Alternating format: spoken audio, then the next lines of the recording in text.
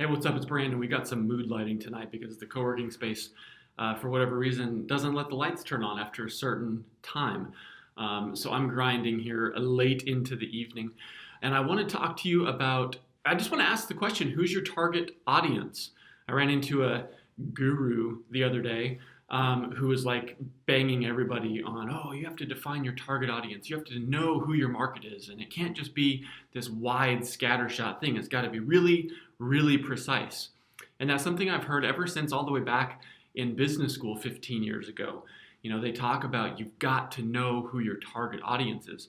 Well, it's all fine and dandy when you're in a particular vertical, but when you're living in the modern era where you're selling through Instagram and YouTube and Twitter and your website, and you have the rise of the creative class, where they're creating stuff sort of on the fly as ideas come to them and as inspiration comes to them and as they pivot and modify and adjust and update and continue to learn, you're not really in a particular vertical. So it becomes a futile effort to try to define who is my target audience. When I look at the customer base for the plugins, the WordPress plugins that I've developed over the last few years and I'm selling, the customer base is in 65 countries right now. And when I look at the businesses, if I tried to target a particular segment, I'd have maybe 10 customers. They're all over the place. They're music companies and clothing companies and gyms. And when I look at the demographics of who the customers are, obviously spanning 65 countries, there's going to be a lot of variety. So you have men, you have women, you have young, you have old, you have brand new business owners just starting out, you have seasoned professionals, you have large organizations.